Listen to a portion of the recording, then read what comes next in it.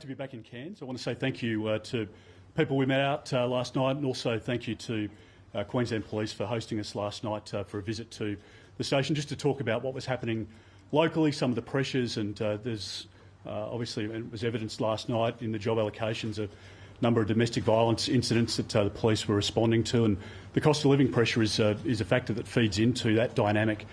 So there are many reasons why we need to change this government and why we need to get our country back on track. But also, as people in Leichhardt know, at this election, a vote for Jeremy Neal is a vote for this additional funding into general practice, and we need to get more general practitioners into practices, particularly in regional areas.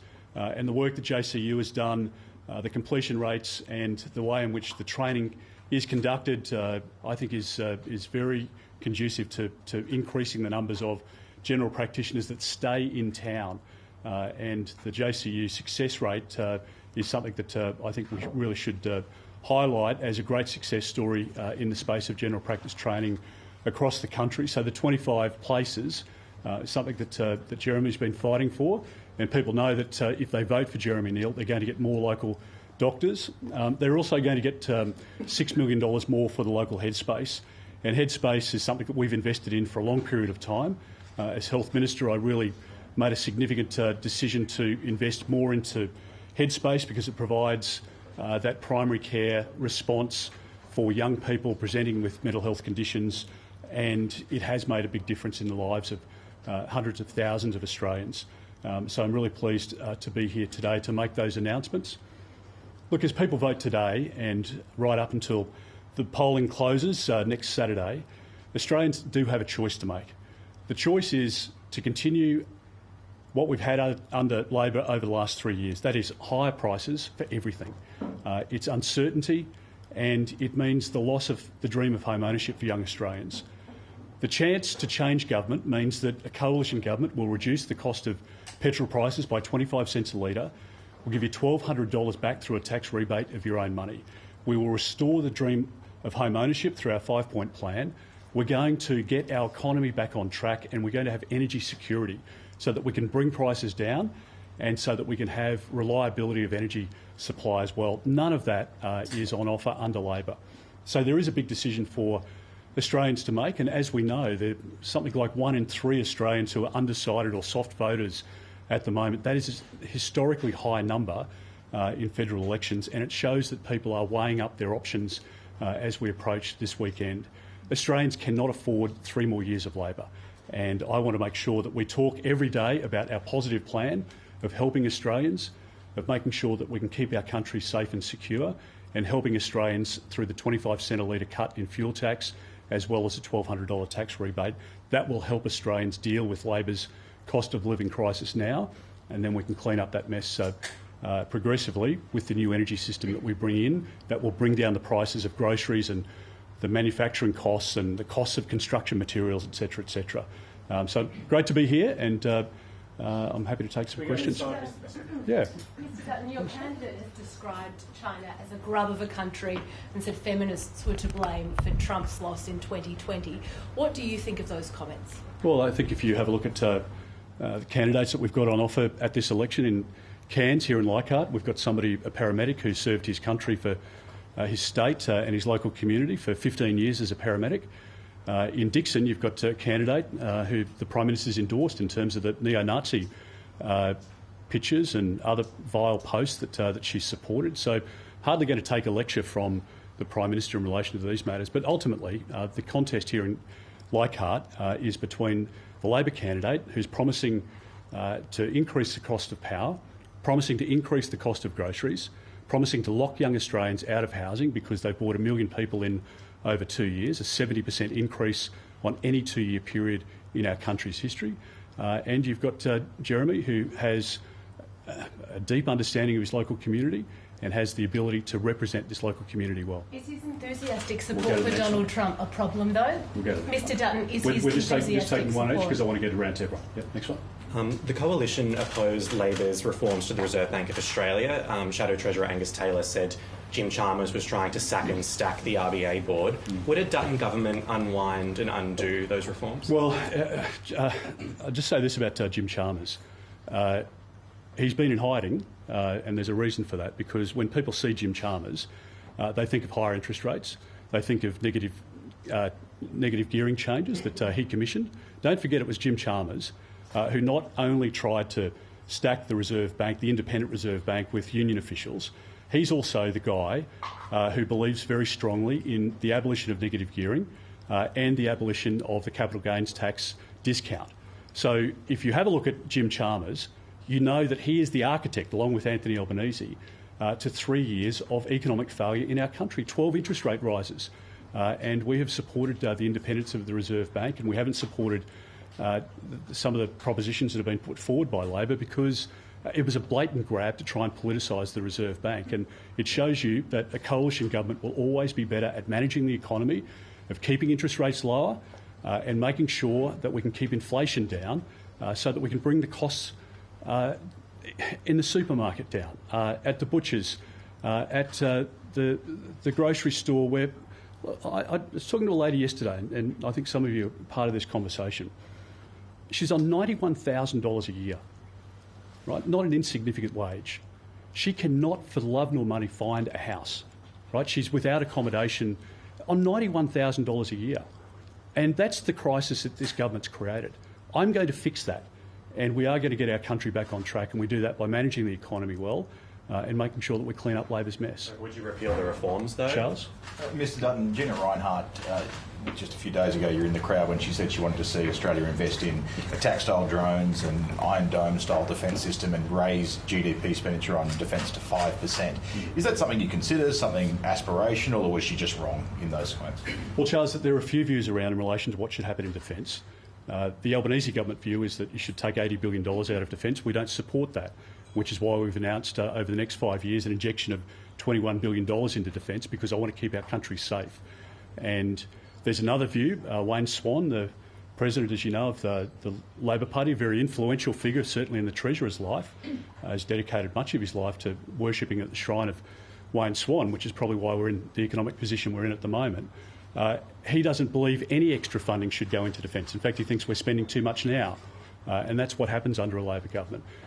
Kim Beazley is another voice in the defence space. He's advocating 3%. Now we get to 3% by the 10th year. We believe very strongly in investing more into defence, doing it responsibly.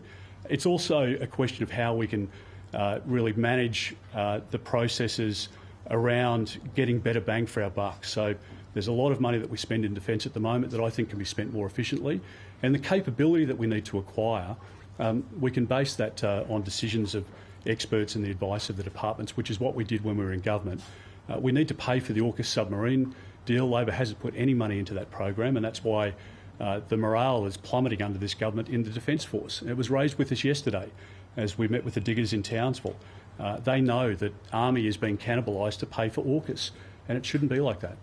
Thank you. You're in Hawke again tomorrow. We've reported today that you're in Hawke, the seat of Hawke. We've reported today. We've reported today that you're line ball in seats like Werriwa, Bruce, Hawke, Whitlam, seats that we never would have predicted are in your purview. Do you think that this is finally the election where some of these working class seats flip and we see that realignment, or are the margins just too big in these seats? The short answer is yes, and I think this election is going to be decided this week.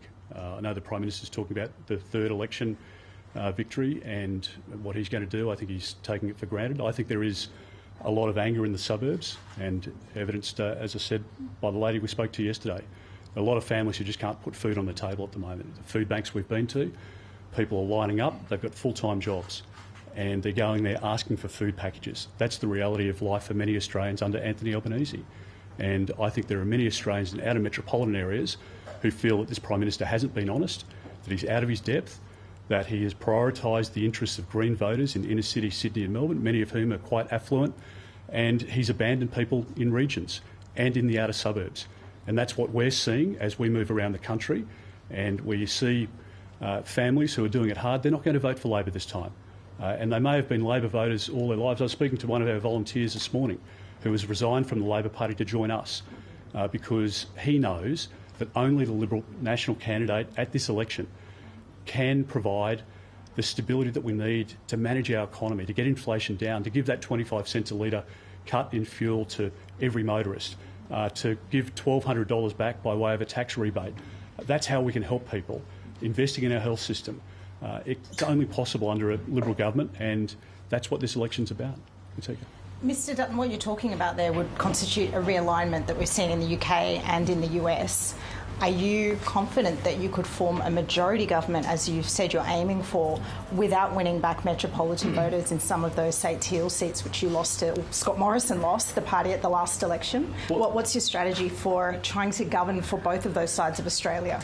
Well, Latika, this is a question that's been posed from day one, but ultimately we're about winning every seat that we can.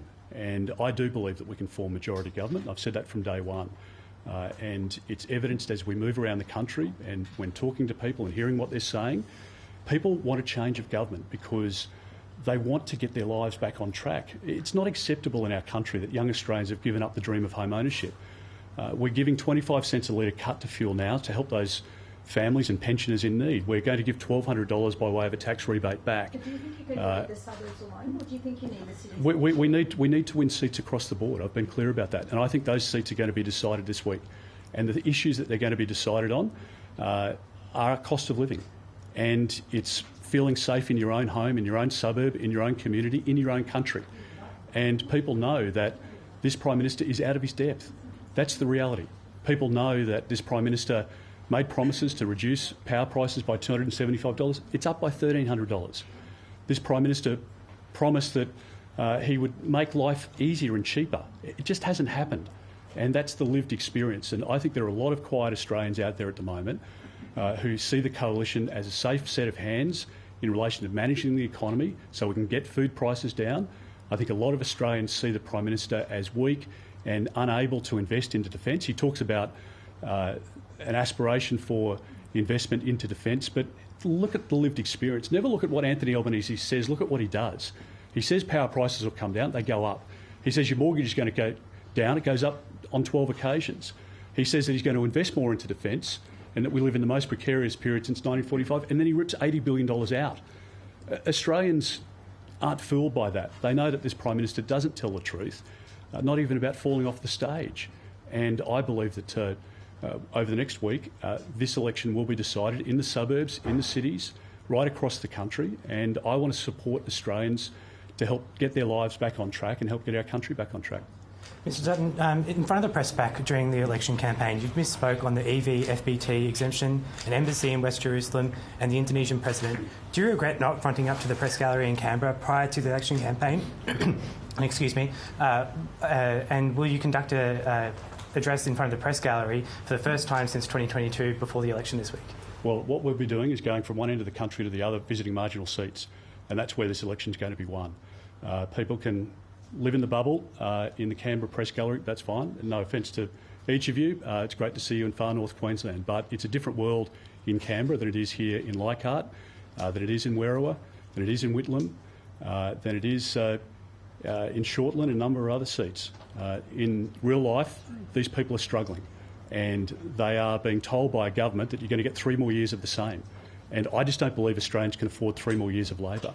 For those people in outer metro areas who are struggling to fill their car up, you talk to the petrol station attendants, people are putting $10 and $20 and $30 of fuel in their car. They're not filling it up. That's the life reality under Labor. People are going backwards in terms of their household budgets.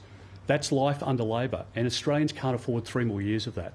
So we'll be spending the week crisscrossing the country and talking to Australians so that we can talk about our positive plan to help them, 25 cents a litre off fuel straight away, $1,200 by way of tax rebate, to help you cope with the reality of life under Anthony Albanese now. And then we're going to fix the energy system and fix our economy up, get investment flowing. I have a great vision. Our team has a great vision for this country. And it's a positive plan to make sure that we grow the economy and grow opportunity.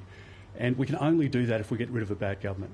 Mr Dutton, you've previously said that you'd work with independents if necessary, but not green teals like Monique Ryan or Kate Cheney. So people like Allegra Spender, Valerie Stegall, are those the kind of teals that you can work with? Look, I just say at this election, it's a race between whether you want 3 more years of a bad Albanese government or you change government and we get our country back on track. We bring the price of petrol down. We cut the cost of groceries and the cost of construction costs through our new gas plan and make sure that we fix this economy up, bring inflation down, get young Australians back into housing. That's the choice that people have before them. Voting for an independent or teal candidate is basically just voting for Anthony Albanese. And if we get 3 more years of a Labor Greens government, it's a disaster. For people living here in Cairns, right across the country, under that Labor Greens government, you're going to see more inflation. And that means higher interest rates over the course of the next few years. I want to make sure that we can lower inflation so we can lower interest rates. I want to help families now, and I want to fix up the energy system so that we can bring prices down across the economy. Our gas policy brings the wholesale price of gas down by 23%. The cost of electricity under our plan comes down by 44%. That's the reality of the choice that people have to make, and that's what we're asking people to decide this week. I know you don't have a target, but will carbon emissions come down in 10 years' time, and what are your policies to back that up? Well, we have the only policy on the table at this election that has any chance of reaching net zero by 2050. Yeah, that's why I specifically ask about 2035, so before nuclear. And ours is the only policy that will bring down net zero, that will achieve net zero and bring down emissions by 2050. That's the reality. The government can talk about green hydrogen. They don't quantify the cost of it. Well, I'll tell you what the cost of it is. It's astronomical, and it will drive up the cost of your power bill. And this Prime Minister has told many lies during this election campaign, but you can believe him when he says one thing, and that is that power prices will go up under a re-elected Albanese government. Part, though, they know that there's coral bleaching and climate change affecting the Great Barrier Reef. So in the next 10 years, what is your climate policy? Well, we've said in relation to our policy that we'll announce our targets once we get into government, get the advice from the agencies. But if you're concerned about the environment, you're concerned about climate, then your only choice at this election is to vote for the coalition because Anthony Albanese has a plan that has failed. We're now talking about blackouts and brownouts in our country. Power bills haven't come down by $275, they've gone up by $1,300. That's the reality. I just can't hear you say that you've got a Mr Dutton, you've largely been visiting seats the opposition doesn't hold. Why are you in Leichhardt today and not chasing votes in Labor or independent-held seats? Are you nervous about holding on up here? Well, it's only 9 o'clock.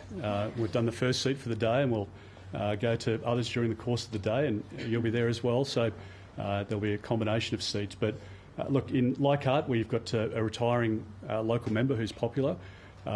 It's nothing you can take for granted. I think we've chosen an exceptional candidate in Jeremy Neal, and he's demonstrated his ability to stand up for, to fight for, and to deliver for his local community.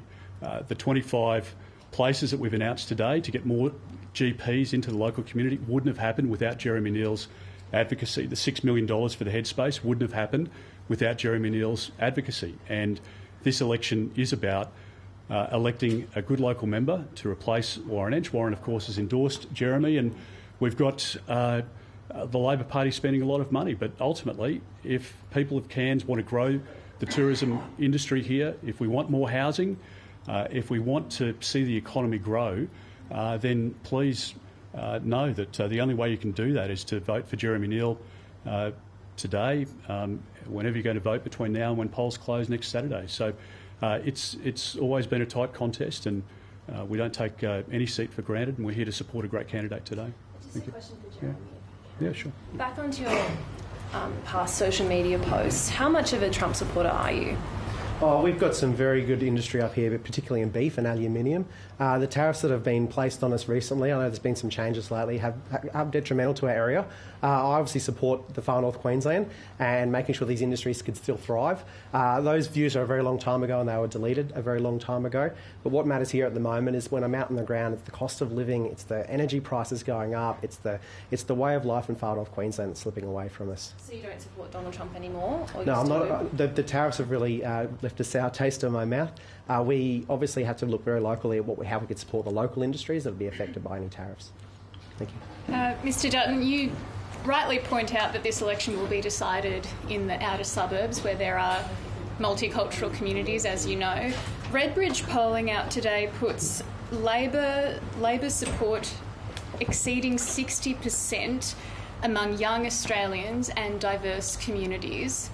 Are you concerned that you've miscalculated your rhetoric on migrants? Well, if you have a look at conversations we're having and what we're seeing in seats around the country at the moment, including out of metropolitan electorates, there's a very different conversation going on.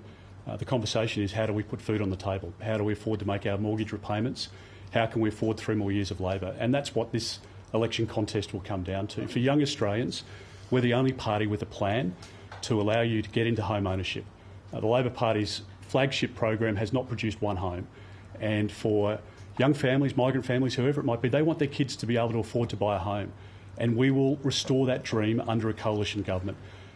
25 cents a litre cut to fuel and diesel, that's going to help every family, every pensioner, every small business owner. That's what this election will be fought on, $1,200 back to provide support to families to deal with Labor's cost of living crisis. And that is incredibly important. And I think that's, frankly, the issues that will be focused on in the run-up to Saturday. But with 50% of Australians having one parent born overseas, are you concerned that, you know, with Gen X and millennial voters now outnumbering boomers, this will be a problem for you? I've been very clear about what is, I think, going to decide this election. It's cost of living pressures, and that's felt across every outer metropolitan area and for many people in the cities as well. And let's be honest, migrant families, every Australian, can tell a story about how hard life has been over the last 3 years. The aspiration within migrant communities, small business owners, people who are investing, they're worried about an unrealised capital gains tax that Labor's imposing. They're worried about negative gearing changes, which will drive up the cost of housing and rents. And it will also mean for many Australians that the small businesses that we've seen fail over the last 3 years will just be the start. 30,000 small businesses, including 272 general practices, have closed under Labor's watch. The highest number of small business closures have taken place in our country in the last 12 months. And that has disproportionately impacted many of those communities. So I'm proud of what we've got on offer at this election. People cannot afford 3 more years of Anthony Albanese, and a weak Prime Minister with a strong-willed Deputy Prime Minister in Adam Bandt, that would be a disaster for every community across the country. And I think that's the contest of this week. Yesterday you said Aboriginal and Torres Strait Islander welcome to country announcements should be respected, obviously in light of the booing at the Anzac Day dawn service in Melbourne. Jacinta Price has previously said that Australians are getting sick of them, has called them definitely divisive at sporting events and public gatherings. Do you think they're divisive, and do you still want to drop having Aboriginal and Torres Strait Islander flags in official backdrops, as you said earlier this year? Well, first in relation to Anzac Day yesterday, Anzac Day ceremonies are a sacrosanct part of our culture. They're a way in which we respect 103,000 Australians who have lost their lives giving us the life that we enjoy today. We honour those people who have physical and psychological scars from their time in the Australian Defence Force, whether they've been deployed or hurt on a training exercise. That's what Anzac Day and Australia Day is about. And it's not a place for political statements. It's not a place for anything other than respect. And I think that's very important to point out. And I just say to the near 100% of Australians who were at Anzac Day ceremonies yesterday conducted themselves in a way that we should all be very proud of. But we should condemn those bad actions. Now, in relation to a welcome to country, if an organiser of a particular event decides that there's a welcome to country, then people can respect that decision. And that's an issue for individual events, and people should respect that. In relation to the flag, the point I've made about, as Prime Minister, my policy to stand behind one flag is because I want our country to be united under one flag. And I want our country to be as good as it can be, and we can't be as good as we can be if we're separating people into different groupings. Every Australian, whether you came here as a migrant from Greece or from Asia or any part of the world in the 1800s, or you came here in 2018, or if you can trace your family tree back 60,000 years, we are all equal Australians. And we can respect the Indigenous flag and the Torres Strait Island flag, but we unite under one flag, as every other developed country, comparable country does. And that's how we can help close the gap. It's how we can help get better outcomes for Australians. And the Prime Minister divided our country in relation to the voice. And I don't think the people of Leichhardt will forget the fact that the Prime Minister spent $450 million on The Voice and attempted to divide our nation along the grounds of heritage and race. And fortunately, Australians stood up and said no.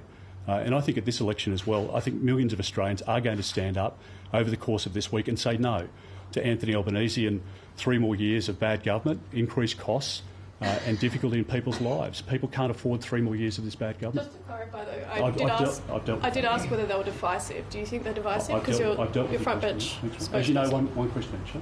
So I did want to ask you about Canberra. Yeah, sure. So your lead Senate candidate was accused of branch stacking and he wasn't disendorsed based on that. And obviously he faces a very strong incumbent in David Pocock. And your House candidates are in a bit of a tough spot trying to convince their electorate that you won't cut their jobs or make their lives worse in that way. Have the Liberals given up on getting back any seats in Canberra?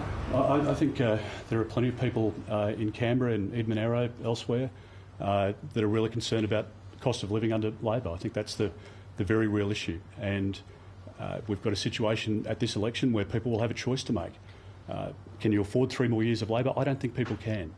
And a Labor Greens government, as we've seen in Tasmania, as we've seen in the ACT, it crashes the economy.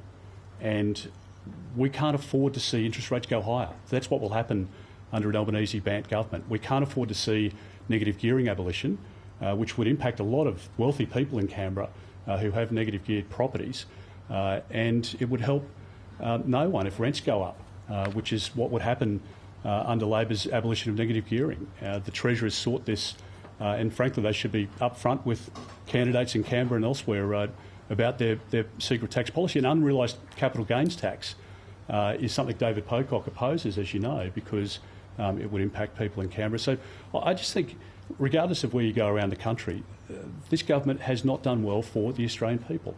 And we want to get our country back on track and help support a growing economy, help an investment into defence to keep us safe, cut petrol by 25 cents a litre, and reduce people's tax bills and give them $1,200 back and help them with the reality of life under Labor at the moment. Yeah. Mr Neil, do you still hold the view that feminists kicked out Trump? And Mr Dutton, are you concerned that... we're just doing one question each and we've come around. So, 2 questions, Mr Dutton. Yeah, I know. Well, if someone wants to give up that second question, that's fine. But so one question, please. Mr Neil, do you still hold those views that feminists helped kick out Trump?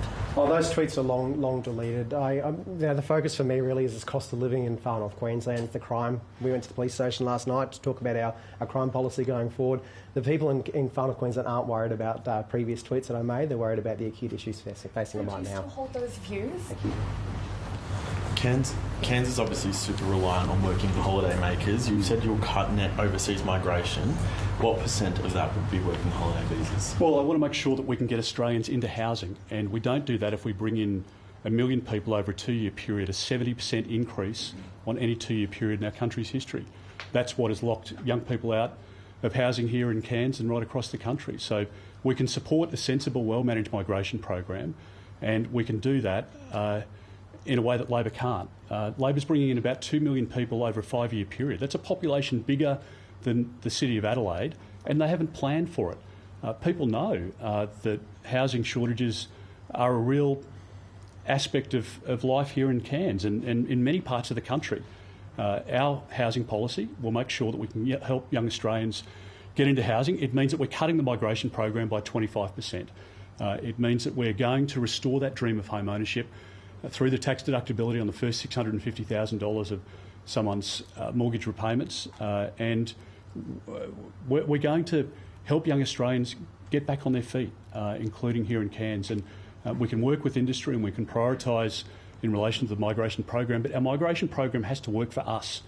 And the fact that Anthony Albanese is happy for people to be, renters for life, I want young Australians to be home owners, and I want that in Leichhardt as well. And if you're voting today, you're voting for Jeremy Neal, who will help restore the dream of home ownership and bring down the cost of electricity, bring down the cost of gas, and make sure that we can bring down the cost of fuel by 25 cents a litre and give people back $1,200 through the tax that they've paid as well. So what % would be working holiday visas? Well, Last question. I'll deal with that because it's an important issue.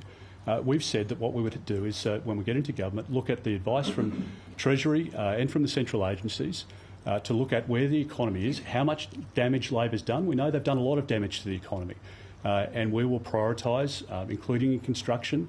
We'll work with regions. Part of our policy otherwise is that we've announced, as you know, the ability for pensioners and for veterans, if they choose to do so, to work more hours and not lose their pension. If we do that, we can help meet the labour needs in the economy, and we can also make sure that we can get young Australians into home ownership. So that'll be the balance that we strike. So you don't have a figure right? Yes. Do you support Linda Randall's decision to sue the Commonwealth? Well, it's a decision for Linda. Okay, thank you very much. Thank you.